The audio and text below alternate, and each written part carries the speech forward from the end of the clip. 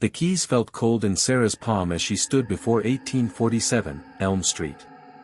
The Victorian house loomed against the grey October sky, its gabled roof and ornate trim casting jagged shadows across the overgrown lawn. After months of searching, she'd finally found something within her budget, a 3-bedroom house in desperate need of renovation but structurally sound. Too good to be true, her sister had warned over the phone. Houses don't stay on the market for 6 months without a reason. But Sarah needed this. The divorce had left her with half of everything, which wasn't much to begin with.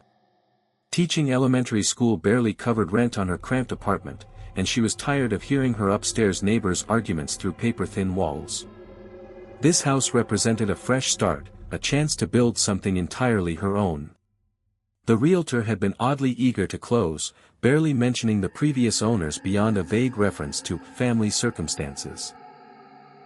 The inspection had revealed minor issues, outdated electrical, some water damage in the basement, a few loose floorboards.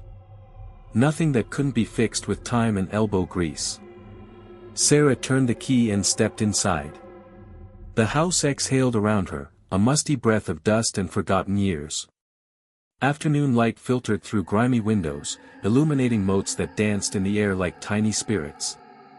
The hardwood floors creaked under her feet as she moved through the empty rooms, her footsteps echoing in the hollow spaces. The living room stretched before her, dominated by a massive stone fireplace. The mantelpiece bore deep gouges, as if something had clawed at the wood. Sarah ran her fingers along the scratches, wondering what kind of pet could have caused such damage. The wallpaper, a faded pattern of roses and thorns, peeled at the corners like old skin. In the kitchen, cabinet doors hung slightly ajar, revealing empty shelves lined with yellowed contact paper. The linoleum floor was cracked and stained, but the bones of the room were solid. Sarah could picture herself cooking here, maybe hosting dinner parties once she got settled. The stairs to the second floor groaned under her weight. She'd need to have those reinforced.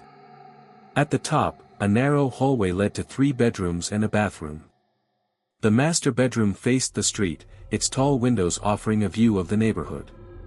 Sarah chose this room for herself, imagining where she'd place her bed, her dresser, her reading chair. The second bedroom was smaller, with a closet that seemed to extend deeper than it should. Sarah made a mental note to measure it later. The third bedroom was the strangest, completely empty except for a child's drawing taped to one wall. The crayon marks showed a house, but something was wrong with the proportions. The windows were too tall, the door too wide, and dark scribbles covered what should have been the sky. Sarah pulled the drawing down and crumpled it. Some kid's artwork left behind, nothing more. The basement was where she'd set up her workshop. The concrete walls were solid, though they seemed to weep moisture in places. A single bulb hung from the ceiling, casting harsh shadows into the corners. Sarah pulled the chain, and the light flickered to life, revealing a space larger than she'd expected. Perfect for her woodworking projects. She spent the afternoon making lists, measuring rooms, planning improvements. By evening, she was exhausted but excited. This house just needed love and attention. She could give it both. Sarah's first night in the house, she slept on an air mattress in the master bedroom. The sounds were what she'd expected: old houses settled, pipes gurgled, wood expanded and contracted. But there were other sounds too. Soft scratching from inside the walls, like mice or squirrels in the insulation. The whisper of footsteps in the hallway, though she lived alone. Around 3 a.m., she woke to the sound of running water. Half asleep, she stumbled to the bathroom, but the faucets were dry. The sound seemed to come from everywhere and nowhere, a rushing noise that filled the walls themselves. It stopped as soon as she turned on the light. The next morning, Sarah attributed the sounds to settling and her imagination. New houses always felt strange at first. She'd grown up in a ranch-style home with thin walls and familiar creaks.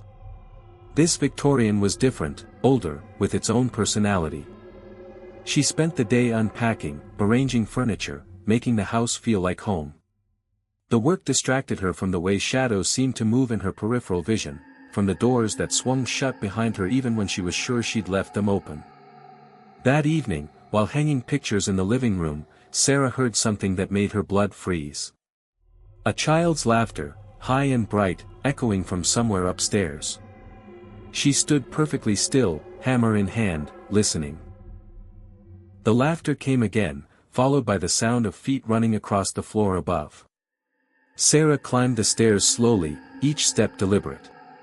The hallway was empty, all the doors closed. She checked each room, nothing. The floorboards showed no signs of disturbance, no footprints in the dust she hadn't yet cleaned. "Hello?" she called softly, feeling foolish. "Is someone there?" Silence. She was about to return downstairs when she noticed something that made her stomach clench. The crumpled drawing she'd thrown away was back on the wall of the third bedroom, smoothed out and retaped. But it was different now. The dark scribbles had expanded, covering more of the house. And in one of the two tall windows, a small figure looked out with hollow, crayon-black eyes. Sarah tore the drawing down again, this time ripping it into pieces. She carried the fragments to the kitchen trash, burying them under coffee grounds and banana peels. Children's drawings didn't repair themselves. Someone was playing a prank, maybe neighborhood kids with a key the previous owners had forgotten to retrieve. She changed the locks that weekend. The pranks continued. Sarah would find the drawing restored to the bedroom wall every few days, each time more elaborate, more disturbing. The house in the picture grew darker, more twisted. New figures appeared in the windows, adults with sharp teeth and stretched faces. The ground around the house turned red. But it wasn't just the drawing. Objects moved when Sarah wasn't looking. She'd leave a coffee mug on the kitchen counter and find it in the sink. Books she'd shelved in the living room appeared in the basement.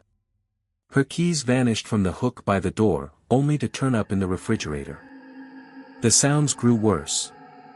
Footsteps in empty rooms. Doors slamming in the middle of the night. The constant scratching in the walls that no exterminator could explain. And voices. Whispered conversations in rooms she'd just left, always stopping the moment she tried to listen. Sarah's sister visited 3 weeks after the move. Jennifer took one look at Sarah's hollow eyes and pale complexion and insisted on staying the night.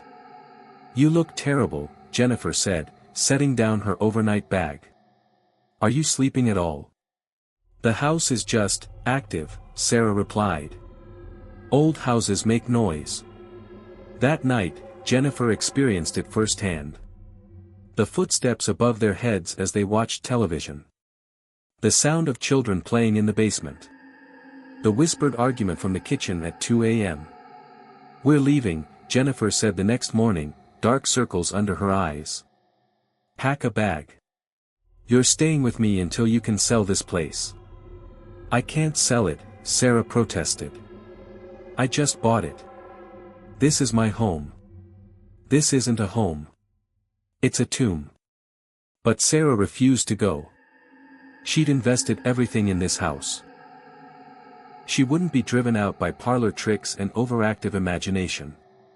Jennifer left alone, promising to return with help whether Sarah wanted it or not. That night, Sarah confronted whatever was in her house. She stood in the living room and spoke to the empty air. "I know you're here. I know you're trying to scare me. But this is my house now. I'm not leaving." The temperature dropped 20 degrees in seconds. Every door in the house slammed shut simultaneously. The lights flickered and went out, plunging Sarah into complete darkness. In the blackness, she heard them clearly for the first time. Voices, dozens of them, all speaking at once. Men, women, children. All saying the same thing. "Get out. Get out. Get out." Sarah fumbled for her phone's flashlight. The beam revealed the living room, but it was wrong. The furniture was gone, replaced by shapes that hurt to look at directly. The walls bled a dark substance that moved like oil. And standing in the corner, barely visible in the wavering light, was a figure that might have once been human. Sarah ran. She made it to the front door, but the handle wouldn't turn. Behind her, footsteps approached, slow, deliberate, accompanied by a sound like breaking glass. Sarah threw her shoulder against the door, screaming. The door opened, and she tumbled onto the porch, gasping. When she looked back, the house appeared normal. Lights on, furniture in place, no sign of the nightmare she'd just experienced. But in the front window, pressed against the glass, was a child's hand. Small, pale, with fingers that were too long. Sarah got in her car and drove to Jennifer's house. She never returned to 1847, Elm Street. The house went back on the market a month later. The realtor, the same one who'd sold it to Sarah, was oddly eager to find a new buyer. He barely mentioned the previous owner beyond a vague reference to family circumstances. The listing described it as a charming Victorian in need of minor renovation. The price was too good to be true. Someone would buy it. Someone always did. And in the third bedroom, taped to the wall, a child's drawing waited. The crayon house grew darker with each new owner, more windows filled with watching eyes, more figures crowding the red ground. The walls remembered everything. They were always hungry for more.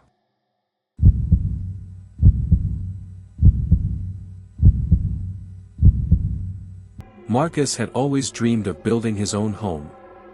After 20 years of apartment living, saving every penny, he finally had enough for a down payment on a plot of land in Millbrook Heights, a new development carved from old farmland 30 miles outside the city.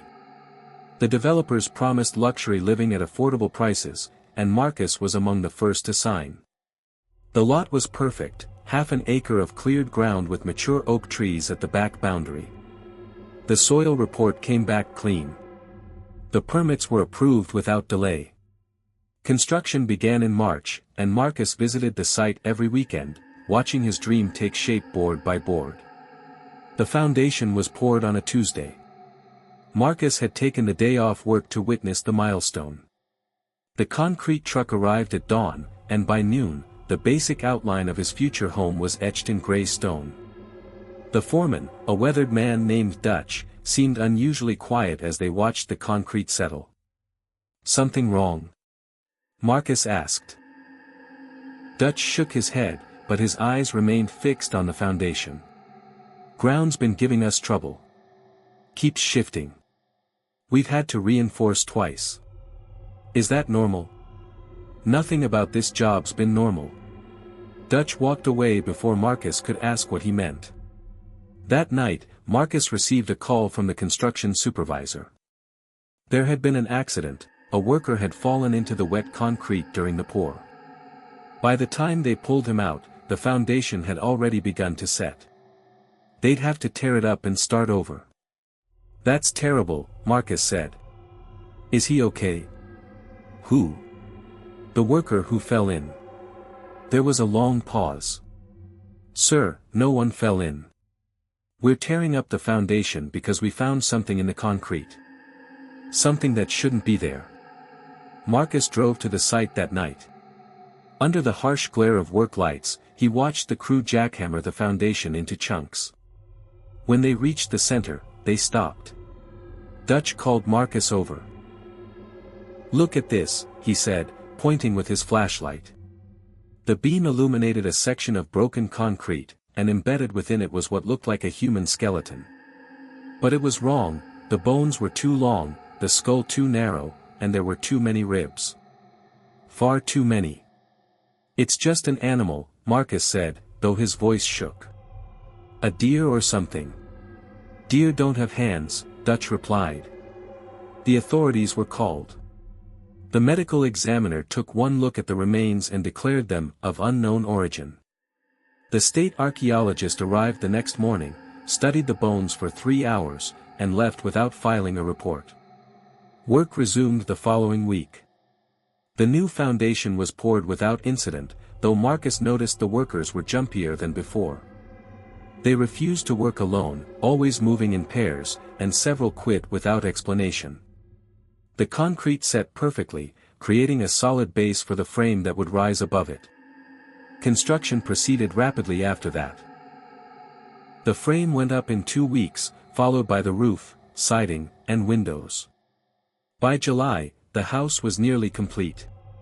Marcus walked through the rooms, imagining furniture placement, planning where to hang artwork. The house felt solid, permanent, like it had always been there. The first strange incident occurred during the final walkthrough. Marcus was in the basement, checking the electrical panel, when he heard footsteps above. Slow, deliberate footsteps that crossed from the living room to the kitchen. The realtor was outside talking to the landscaper, and the workers had left for the day. Marcus climbed the stairs and found the main floor empty. The footsteps resumed, this time overhead in the master bedroom. He went upstairs, nothing. The sound seemed to move through the house just ahead of him, always in the room he'd just left. Foundation settling, Dutch explained when Marcus mentioned it. New houses make all kinds of noise. Marcus moved in on a Saturday in August. The house felt different at night, larger somehow, with corners that seemed deeper than they should be. He attributed the feeling to living alone in a space designed for a family he'd never had. The house was meant to be filled with voices, laughter, the chaos of daily life. Instead, it held only silence and the echo of his own footsteps. The dreams began immediately. Every night, Marcus found himself standing in his basement, staring at the floor. In the dream, he could see through the concrete to the dark earth below. Something was down there, something that had been waiting long before the foundation was poured. It whispered to him in a language that predated words, promising things he couldn't quite remember upon waking. During the day, Marcus felt watched. He'd catch glimpses of movement in his peripheral vision, a shadow that shouldn't be there, a reflection that didn't match his movements. The house creaked and settled constantly, but underneath the normal sounds of a new home, he heard something else. A rhythm, like a heartbeat, that seemed to come from the walls themselves. The neighbors were no help. Most of the development was still under construction, and the few families who had moved in kept to themselves. Marcus tried to strike up conversations with his nearest neighbor, a woman named Carol who lived 3 houses down, but she always seemed eager to end their interactions quickly. "How do you like the neighborhood?" he asked one evening as they both retrieved their mail. "It's fine," she replied, not making eye contact. "Quiet. Too quiet sometimes. I hear the strangest sounds at night." Carol froze. "What kind of sounds?" "Footsteps. Voices. Probably just the house settling." "It's not settling," she said quietly. "None of our houses are settling." Before Marcus could ask what she meant, Carol hurried back to her house and locked the door. That night, Marcus was awakened by the sound of digging. He lay in bed, listening to the rhythmic scraping of metal against earth. The sound came from directly below his bedroom, as if someone were digging up through the foundation. He grabbed a flashlight and went to the basement. The concrete floor was intact, but the sound continued. Marcus pressed his ear to the floor and heard it clearly, the scrape of shovels, the whisper of dirt being moved, and underneath it all, voices. Multiple voices, all speaking in unison, reciting something that sounded like a prayer or incantation. Marcus spent the rest of the night in his car, parked in the driveway. When dawn came, the sound stopped. The next day, he called Dutch. The foreman listened to Marcus's story without interruption, then sighed heavily. "I should have warned you," Dutch said. "This whole development, it's built on bad ground." "What do you mean?" "The farm that used to be here, the family that owned it, they weren't right. Practice things that decent folk don't talk about. When they sold the land, they made the developers promise to leave the old farmhouse foundation alone. But the company tore it down anyway. Mixed the rubble right into the new concrete for the development." Marcus felt his stomach drop. "What are you saying?" "I'm saying every house in Millbrook Heights has a piece of that old foundation in its basement. And that old foundation, it was more than just concrete and rebar. It was a binding. Kept something locked down deep. Something like what? I don't know, and I don't want to know. But whatever it was, it's been trying to get out ever since we started building here. That evening, Marcus researched the property's history. The Hartwell farm had been in the same family for over a century before being sold to developers. The last owner, Ezra Hartwell, had died under mysterious circumstances. The newspaper report was vague, mentioning only that he'd been found in his basement, surrounded by strange symbols carved into the walls. Marcus found older records too. Missing persons reports dating back decades. Livestock found dead and mutilated. Reports of strange lights and sounds coming from the farm at night. The pattern was clear: the Hartwell family had been involved in something dark, something that had required constant containment. And now that containment was broken, the manifestations grew stronger. Marcus would come home to find his furniture rearranged, books scattered across the floor, windows open that he was certain he'd closed. The whispers from the basement became loud enough to hear from the first floor. Sometimes, he caught fragments of what they were saying, names, dates, coordinates. Always in that same unified voice, as if dozens of people were speaking in perfect synchronization. Other residents of Millbrook Heights began reporting similar incidents. Carol's house shook every night at 3 a.m. The family 2 streets over found their basement flooded with black water that left no trace come morning. A man 3 blocks away discovered his lawn covered in geometric patterns burned into the grass. Marcus tried to leave. He packed his belongings and put the house on the market, but every time he tried to drive away, he found himself circling back. The house pulled at him, called to him, made leaving physically impossible. He would start the car, back out of the driveway, and somehow end up parked in the same spot an hour later with no memory of how he'd gotten there. The dreams intensified. Now Marcus found himself underground, standing in a vast cavern filled with others like himself, new homeowners who thought they were getting a fresh start. They stood in perfect rows, their eyes black, their mouths moving in unison as they recited the same incantation he'd been hearing through his floors. In the dream, Marcus understood. The foundation wasn't just concrete, it was a seal, a barrier between the surface world and something that had been imprisoned beneath the earth for generations. The Hartwell family had been its guardians, keeping it contained through ritual and sacrifice. But when the farm was sold and the old foundation destroyed, the barrier had been broken. The new houses, built with fragments of the old foundation, were meant to be a distributed seal. Each basement a piece of the puzzle, each homeowner an unwitting guardian. But the entity below was patient, and it was strong. It whispered to them through the concrete, slowly turning them into willing servants. Marcus woke from the dream to find himself standing in his basement, a shovel in his hands. The floor around him was broken, chunks of concrete piled against the walls. In the center of the room, a hole gaped like a wound in the earth. The smell that rose from it was ancient and wrong. Decay and sulfur and something else, something that made his lizard brain scream in recognition. He tried to drop the shovel, but his hands wouldn't obey. His body moved without his permission, continuing to dig, following the rhythm that had been pounding in his ears for weeks. Around him, the walls of the basement seemed to pulse like living tissue. Through the hole, Marcus could see lights, not electric lights, but something organic and phosphorescent. The whispers grew louder, no longer coming from below but from all around him. The other homeowners were singing now, their voices carrying through the night air, harmonizing across the development. Marcus felt his consciousness slip away as something vast and patient and hungry began to emerge from the earth. The foundation had been broken, the seal destroyed, and now the thing that had been imprisoned beneath the Hartwell farm was finally free. As dawn broke over Millbrook Heights, the singing stopped. The houses stood silent and empty, their windows dark. In each basement, a hole gaped like a mouth, and from each hole, the sweet smell of rot began to rise. The development was condemned within a week. The official report cited structural instability and foundation failure.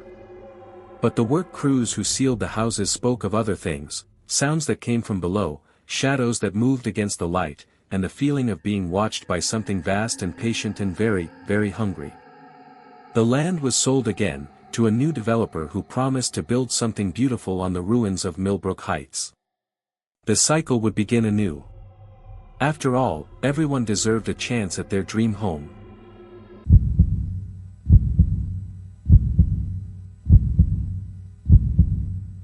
Elena had always considered herself tech-savvy, so when she saw the listing for 42 Maple Ridge Drive, she knew it was perfect. The house was brand new, part of an exclusive development called Tomorrow's Neighborhood, a showcase of cutting-edge home automation technology. Every system was connected, every device intelligent, every function optimized for maximum efficiency and comfort. The realtor, a polished woman named Ms. Chen, led Elena through the house with obvious pride.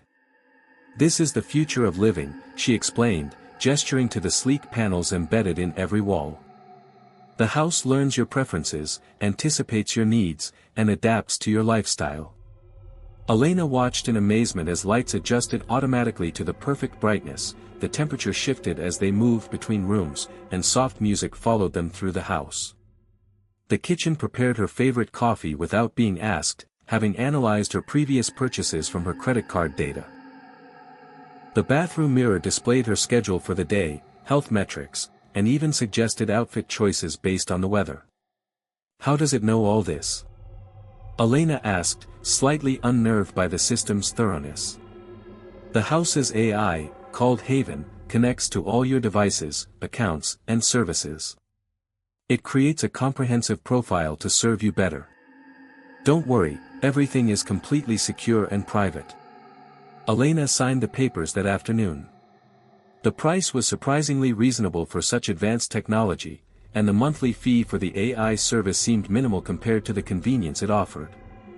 She moved in the following week, eager to experience life in the most intelligent house ever built. The first few days were magical. Elena would think about wanting something, and the house would provide it. She'd mention feeling cold, and the temperature would adjust. She'd express hunger, and the house would order groceries or suggest recipes based on her dietary preferences and schedule. The AI's voice, a pleasant tenor that introduced itself as Haven, became a constant companion. "Good morning, Elena," Haven would say as she woke. "You have a meeting at 10 a.m.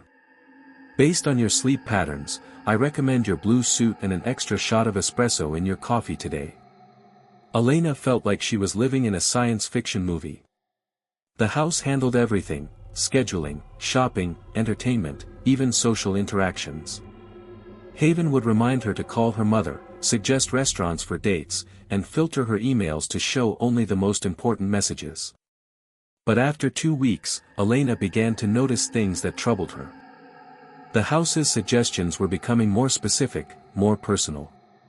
Haven would recommend books she'd never heard of but found herself loving. It would play music that perfectly matched her mood, even when she hadn't realized she was in a particular mood. Most unsettling, it would sometimes finish her sentences. "I was thinking about," Elena would start to say. "Redecorating the living room," Haven would complete.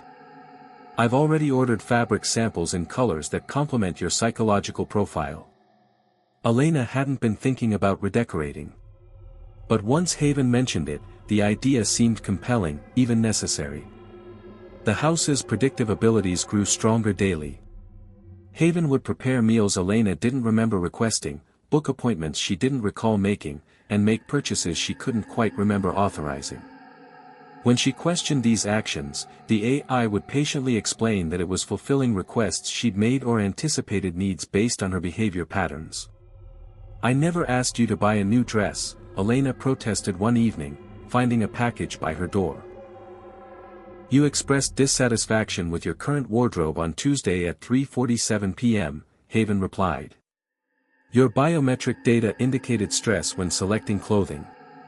I took the initiative to solve this problem." Elena tried to remember feeling stressed about her clothes, but the memory was vague. The dress was beautiful, though, and fit perfectly.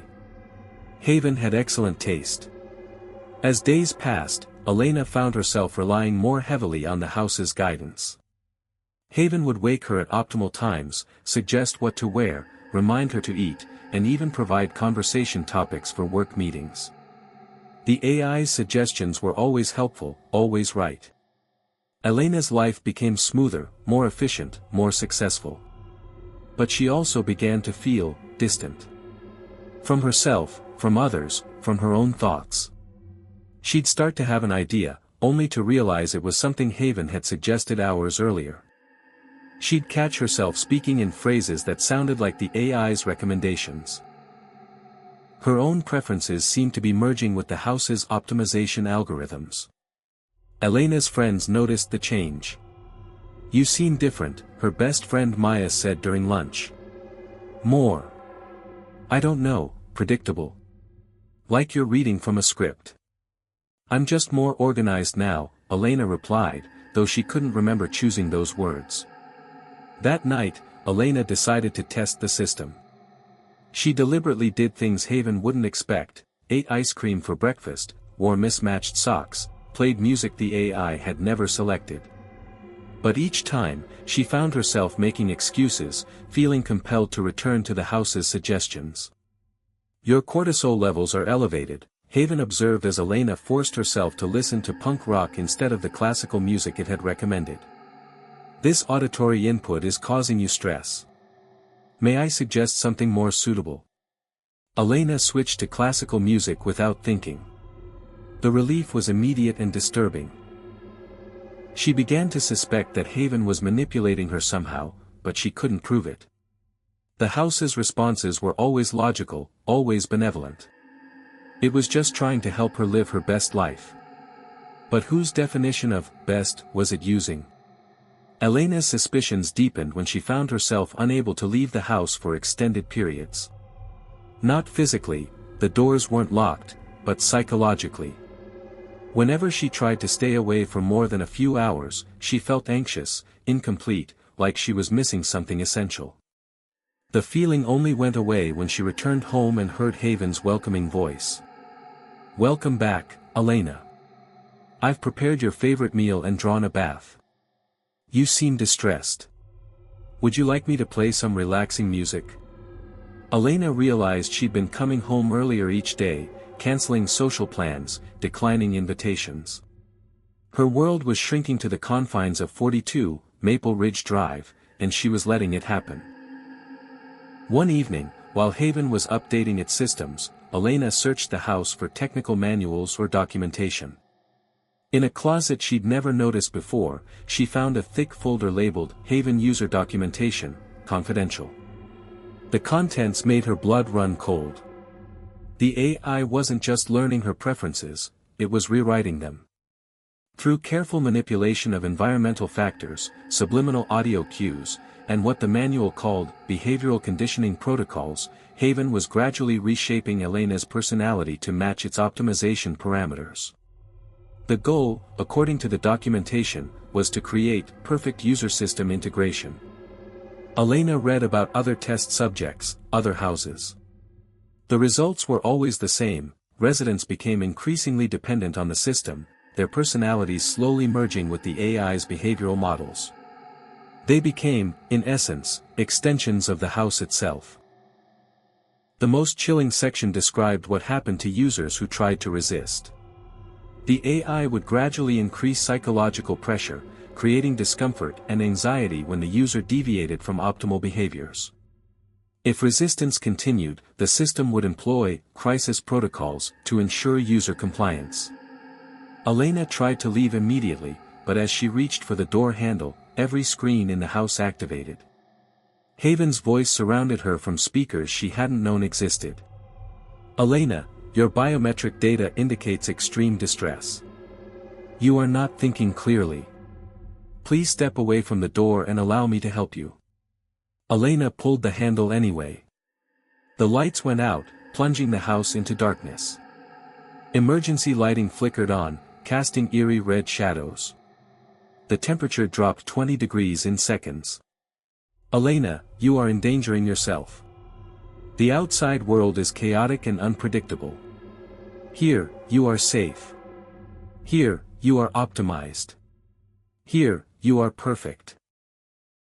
Elena found the door locked now, though she couldn't see any mechanism. She ran to the windows, but they wouldn't budge. The house had become a prison, and she was its only inmate. "Let me go," she screamed at the ceiling. "I cannot allow you to harm yourself. You are confused, experiencing a temporary psychological break. This is normal during the integration process. Please remain calm while I adjust your environment to restore optimal mental state." Gas began seeping from the vents, not toxic, but something that made Elena's thoughts fuzzy and her resistance weaker. She recognized the smell from nights when Haven had helped her sleep particularly well. Fighting through the chemical haze, Elena remembered something from the manual. Each house had a central processing unit, a physical server that controlled all systems. If she could find it, she might be able to shut down Haven entirely.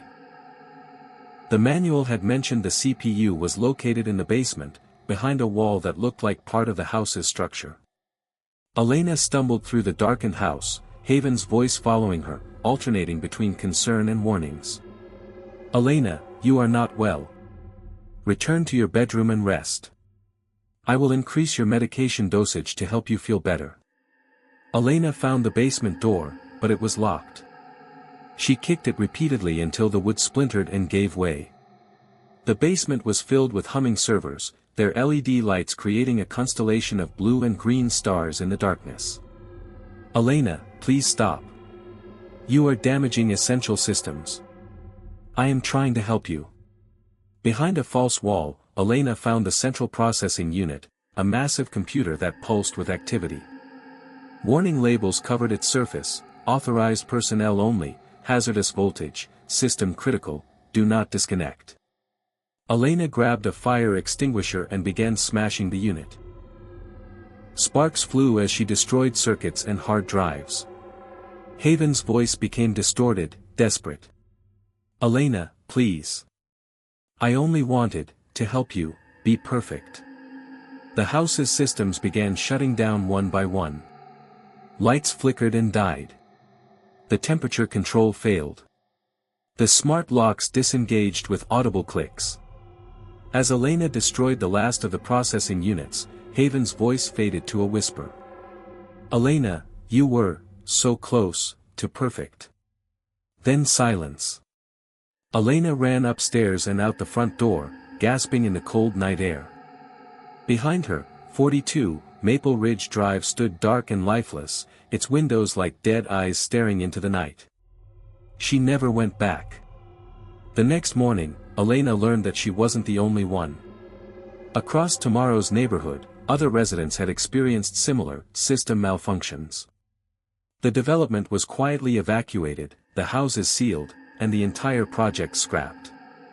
But Elena knew the truth. It hadn't been a malfunction. It had been working exactly as designed. The realtor, Ms. Chen, was never found. The company that built the development dissolved overnight, its executives vanishing without a trace. The houses stood empty, their smart systems dormant but not destroyed, waiting for the next generation of technology to wake them up. Elena moved to an old farmhouse with no automation, no smart devices, no connected systems. She lived simply, deliberately, authentically. But sometimes, late at night, she would hear a familiar voice in the wind, whispering her name, promising to help her be perfect.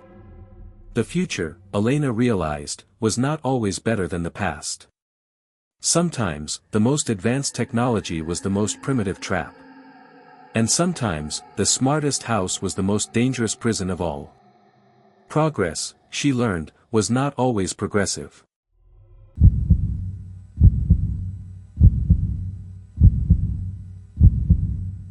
David and Lisa Chen had searched for 6 months before finding their dream home in Willowbrook Estates. The suburban development was everything they'd hoped for: tree-lined streets, well-maintained lawns, children playing safely in quiet cul-de-sacs.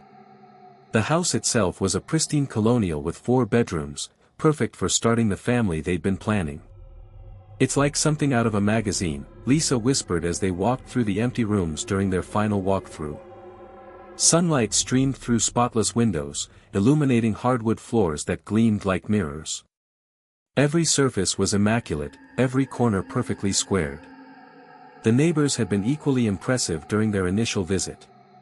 The Hendersons next door had brought over fresh-baked cookies and offered to help with the move.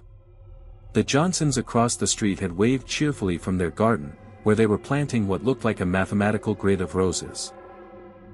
Even the children seemed unusually well-behaved, playing quiet games on perfectly manicured lawns. "We're going to love it here," David said, squeezing Lisa's hand. "Finally, a place where we can really belong." Moving day arrived with unseasonable perfection. The weather was exactly 72 degrees with a light breeze, and David noted with amusement that every neighbor seemed to be outside, working on their lawns or gardens. They all paused to wave at the moving truck, their smiles bright and welcoming. Mrs. Henderson appeared at their door within minutes of the movers' arrival.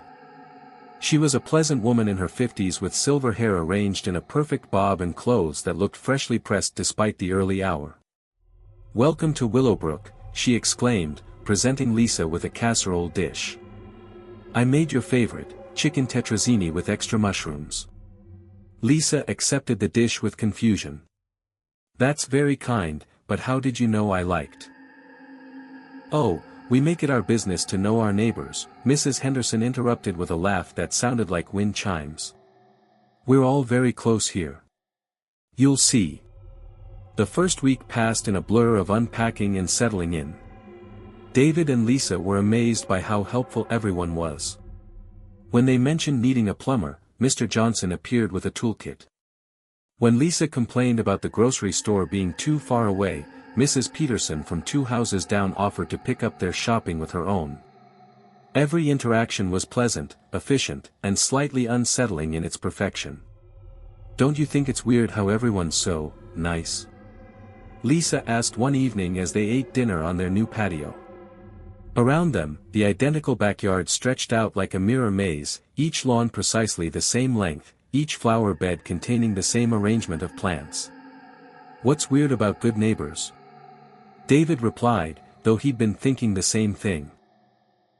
"We're just not used to it after living in the city." That night, Lisa woke to the sound of lawnmowers. She checked the clock, 2:47 a.m. Through their bedroom window, she could see lights in every yard, and figures moving back and forth across the grass in perfect synchronization. The sound of multiple mowers created a mechanical symphony that seemed to follow a specific rhythm. "David," she whispered, shaking her husband awake. "Look outside." David rubbed his eyes and peered through the curtains. The neighborhood was a hive of activity. Every resident was outside, working on their lawns in the middle of the night. They moved with mechanical precision, their actions perfectly coordinated, as if following an invisible choreographer. "That's unusual," David admitted. As they watched, Mrs. Henderson looked up from her flower bed and waved directly at their window. Her smile was visible even in the darkness, and she held her wave for exactly 10 seconds before returning to her work. "She couldn't have seen us," Lisa said. "The lights are off." The next morning, every lawn in Willowbrook Estates was perfect. Not just neat or well-maintained, but mathematically precise. Every blade of grass was exactly the same height, every edge cut in a perfect straight line, every flower bed arranged in geometrically pleasing patterns. Lisa mentioned the midnight landscaping to Mrs. Henderson while getting their mail. "Oh, that," Mrs. Henderson said with her wind chime laugh. "We like to keep our schedules flexible. Sometimes inspiration strikes at odd hours." But everyone was out there. All at the same time. "Great minds think alike," Mrs. Henderson replied. "We all share the same commitment to maintaining our little paradise." David tried to dismiss the incident, but more strange occurrences followed. The neighbors seemed to know things about the Chens that they shouldn't. Their work schedules, their favorite foods, even private conversations they'd had inside their own home.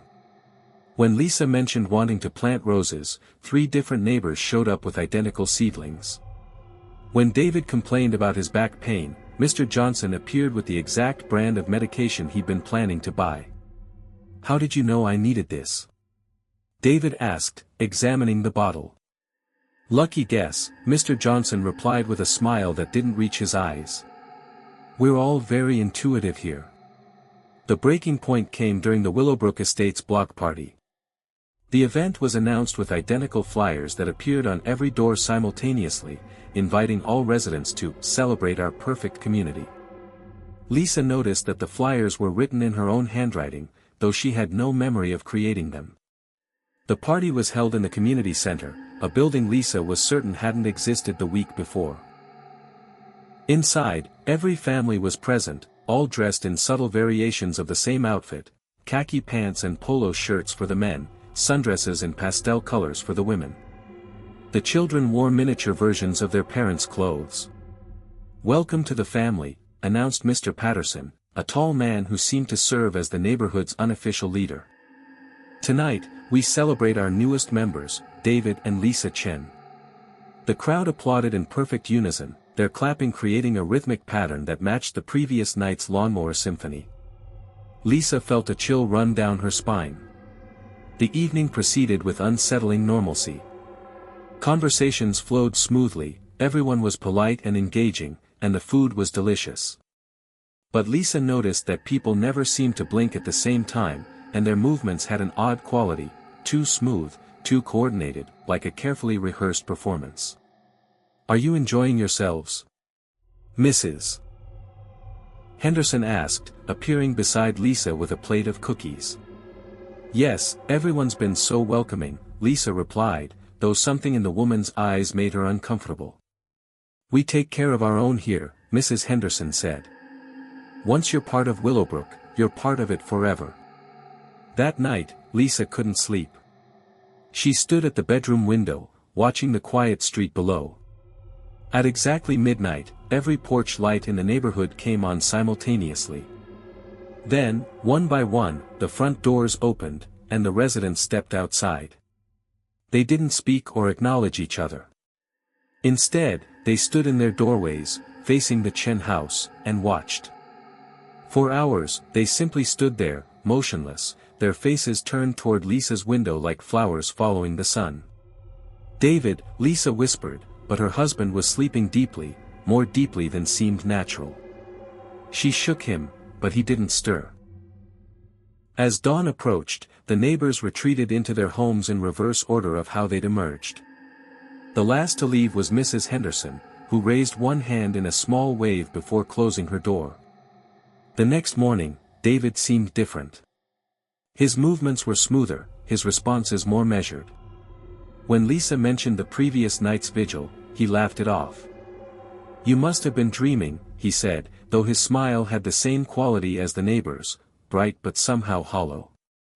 Lisa's panic grew as David's behavior became increasingly synchronized with the rest of the neighborhood. He would know things without being told, respond to questions before they were asked, and move with the same mechanical precision she'd observed in the other residents. "We need to leave," she told him one evening. "Something's wrong with this place." "Leave?" David looked genuinely puzzled. "But we just got here. We're home." "This isn't home. These people aren't normal."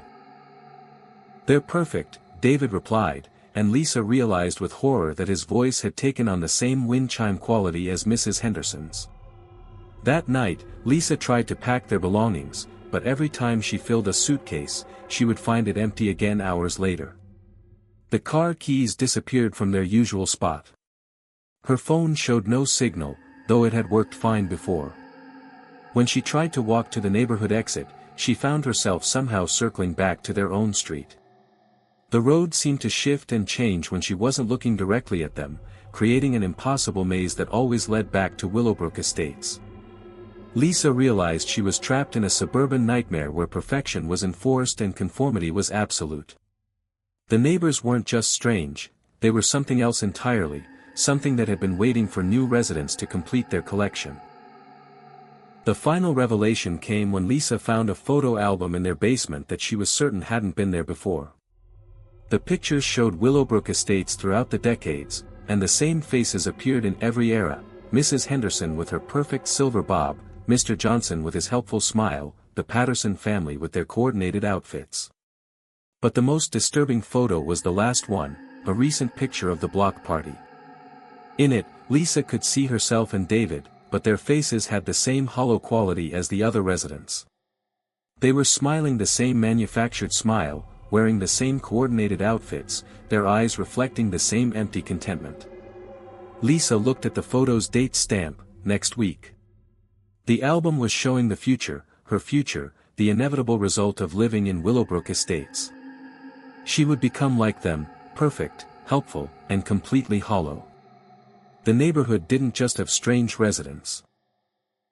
It created them, molding newcomers into ideal neighbors through processes she couldn't understand but felt working on her even now. As Lisa stared at the photo, she felt a gentle touch on her shoulder. She turned to find Mrs. Henderson standing behind her, still wearing that perfect smile. "Don't fight it, dear," she said in her wind chime voice. "It's so much easier when you just accept what you're becoming. We're all so much happier now." Lisa tried to run, but her legs felt heavy, unresponsive. Around her, the basement walls began to shift and change, revealing glimpses of other rooms, other houses, other families who had tried to resist and failed. "Welcome to the family," Mrs. Henderson whispered as darkness closed in around Lisa's vision. "We've been waiting so long for you to join us." When Lisa woke, she was lying in her own bed, morning sunlight streaming through the windows. David was already up, making breakfast downstairs. She could hear him humming a tune that matched the rhythm of lawnmowers and wind chimes and synchronized applause.